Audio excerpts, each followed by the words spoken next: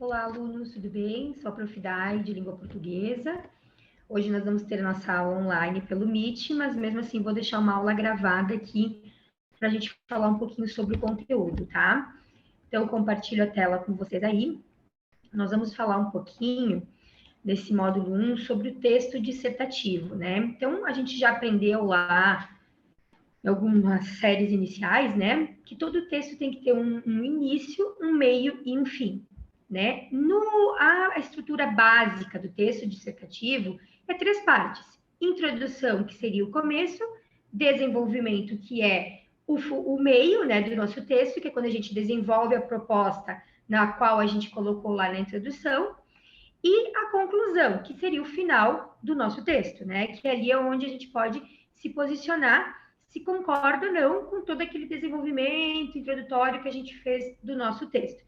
Então, basicamente, o texto dissertativo, ele é composto disso. Dicas importantes para fazer um texto, tá? Eu deixei um fórum hoje aí para a gente poder, para mim entender um pouquinho como que vocês escrevem no dia a dia de vocês, né? Um texto breve, vai ter ali no fórum dessa semana, de mais ou menos umas 15 linhas de um texto dissertativo, tá? Então, eu trago aqui nesse material algumas dicas importantes, tá? Primeira, e uma dica bem clara: seja direto, principalmente no parágrafo de introdução. Então, o parágrafo de introdução é onde eu vou somente relatar qual é o assunto que eu vou desenvolver no nosso texto, tá? Então, ele tem que ser no máximo 4 a 5 linhas, e ser bem claro qual assunto eu vou abordar no decorrer do nosso texto. Palavras científicas, evitem, se vocês não as conhecem. Claro, pessoal, texto bonito não é texto com palavrinhas difíceis ou científicas. É um texto que tenha sentido, tá? Dica muito importante.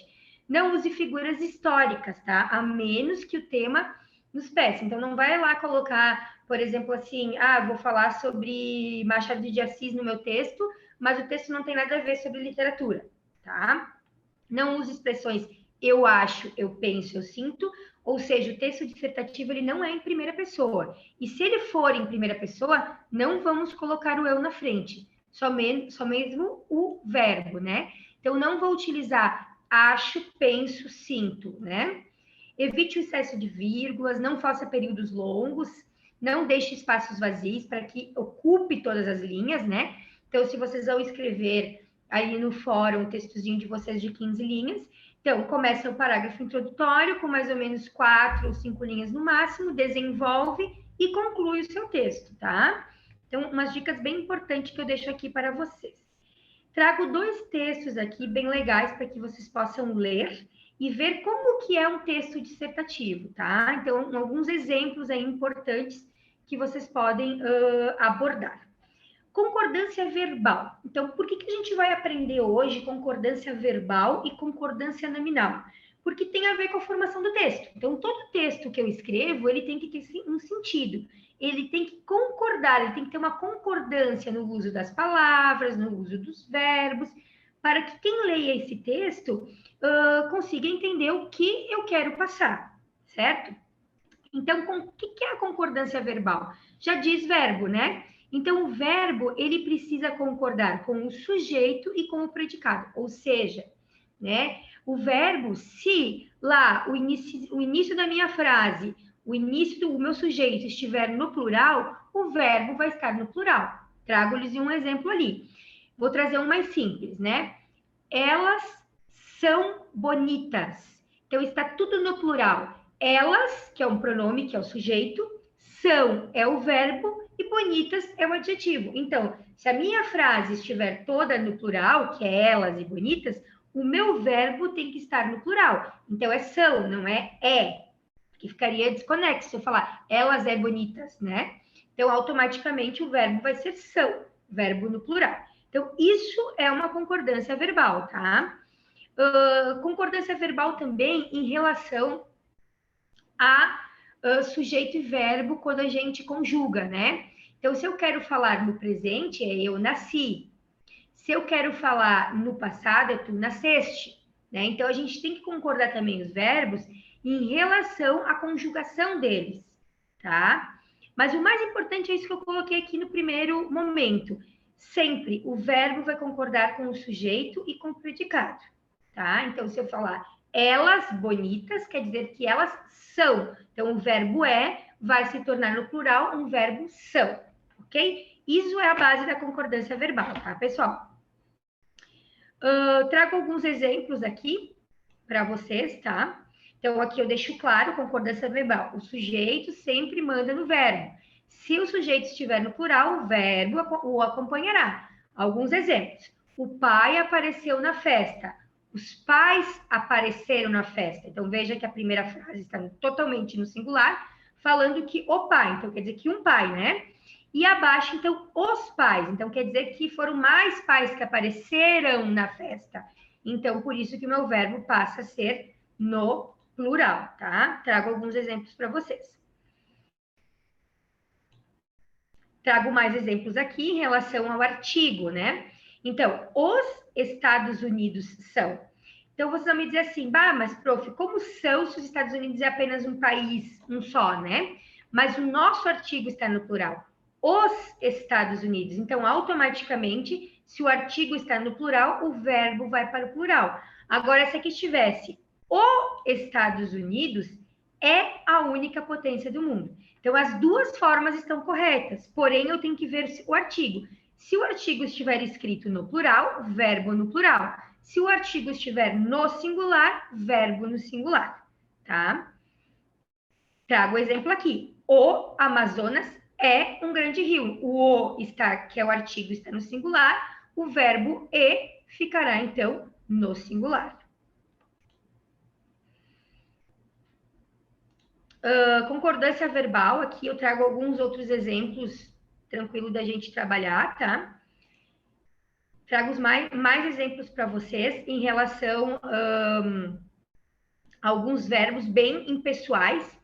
Esse aqui é muito importante, que é o verbo haver, tá? O verbo haver, ele é um verbo impessoal. O que é um verbo impessoal? É um verbo que eu não conjugo. Eu não consigo falar eu avo, eu avo, não existe, né?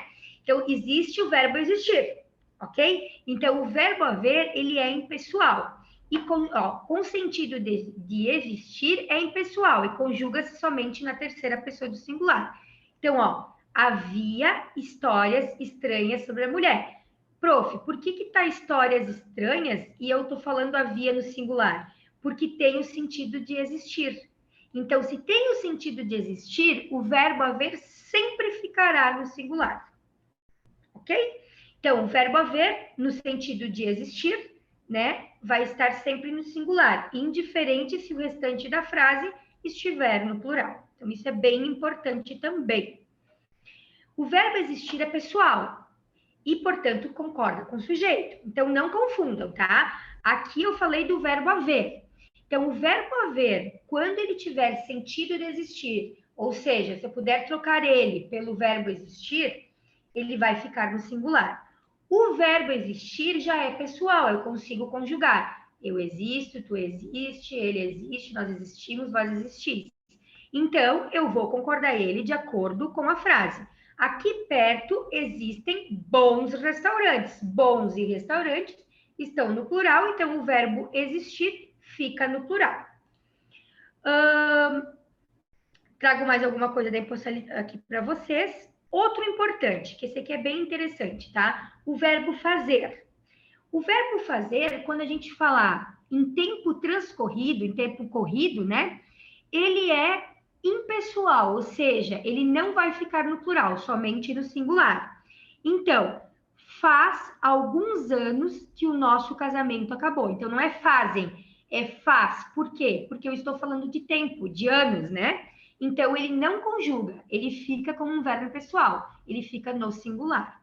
Fazia horas que o congestionamento prejudicava o fluxo. Então, é tempo transcorrido, estou falando de tempo. Então, o verbo fazer continua no singular. Então, não é faziam horas, é fazia, né? Agora, quando que ele se torna pessoal? Quando é uma execução. Os lavradores fazem muito por todos nós. Então, aqui é fazem, porque eu estou falando do sujeito os lavradores. Tempo transcorrido, verbo fazer fica no singular. Quando ele é uma ação, Quando ele é uma ação e tem um sujeito, ele vai concordar com o sujeito. Se o sujeito estiver no singular, ele fica no singular. Se o sujeito estiver no plural, ele fica no plural, tá? Então, esse do verbo fazer é bem importante, tá, pessoal? Trago outros exemplos de verbos impessoais, que são os fenômenos da natureza. Choveu dias e dias. Já madrugava quando ele chegou. As lojas amanheceram. Então, observem que, né? O verbo, quando ele está... Atenção, os verbos impessoais que ensinam fenômenos da natureza, que é chover, ventar, amanhecer, né? E são conjugados apenas na terceira pessoa do singular, se empregados no sentido figurado, tornam-se pessoais e concordam com o sujeito. Ó. Choveu dias e dias. Então, é um sentido literal da coisa, né? Agora, as lojas amanheceram. Então, já é uma ação. Realmente, as lojas, que é o sujeito que está no plural, amanheceram enfeitadas. Então, é uma ação, tá? Esse também é bem importante. Trago outros exemplos para vocês que a gente já falou do verbo são, que ele concorda, né? Do verbo é. Outras informações aqui importantes. E depois disso a gente entra, então, na concordância nominal. O que é concordância nominal? Concordância verbal quer dizer o verbo concordando com o sujeito. Concordância nominal quer dizer o nome. O que é o nome, né? O adjetivo, o pronome, o artigo, o numeral, concordam com o quê? Com um substantivo. Então, toda a frase fica em torno do substantivo. Se o substantivo estiver no plural, o resto estará no plural. Se o substantivo estiver no singular, o resto estará no singular. Exemplo.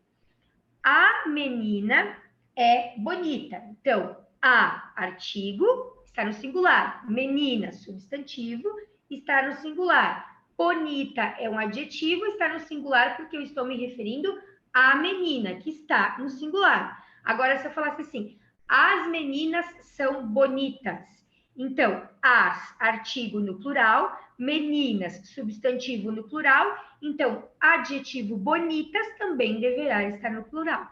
Isso é concordância nominal. Então, é basicamente o que a gente faz no nosso dia a dia, né? Falar, escrever. Se está no plural, a gente vai colocar toda a frase no plural. Se está no singular, toda a frase no singular, tá? Isso é concordância nominal. Aqui trago alguns exemplos para vocês. Então, é bem importante que aqui na concordância nominal, vocês retomem lá o que vocês aprenderam na etapa 1, ou quem já pulou para a etapa 3, as classes gramaticais. Quais as principais? Adjetivo, artigo, pronome, substantivo, tá? Essas são importantes, para que vocês saibam o que é uma concordância nominal. Trago-lhes aqui algumas regrinhas. Como lá na verbal tem algumas regrinhas que saem à exceção, aqui também tem, tá? O que é uma coisa muito importante e que a maioria das pessoas falam?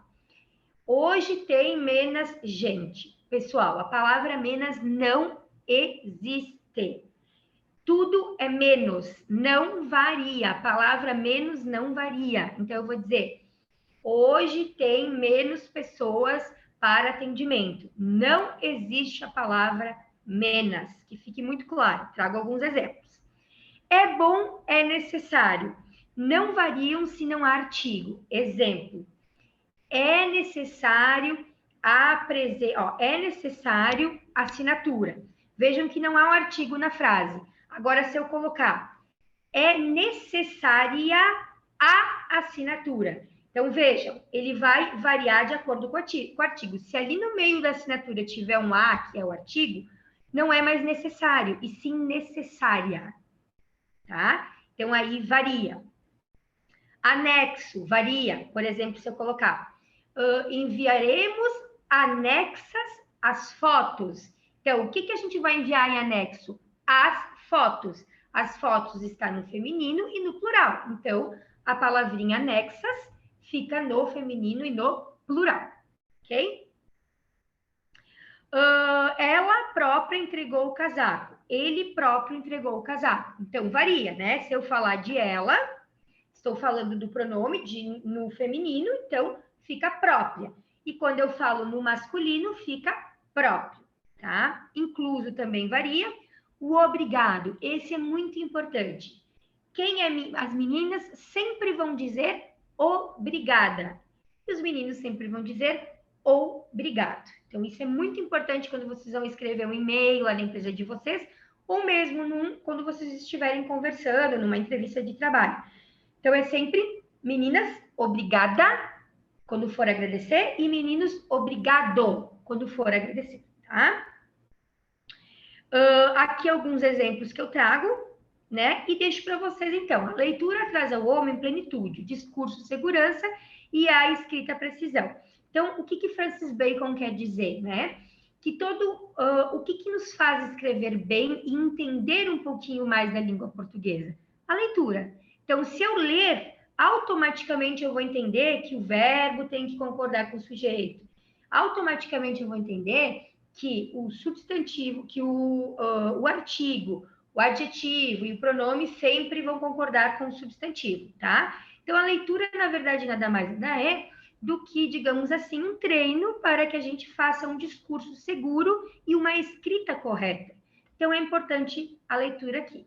Certo, pessoal? Então, deixo aqui para vocês esse material, essa gravação. Dúvidas, é só vocês chamarem, ok? Forte abraço e nos vemos hoje à noite.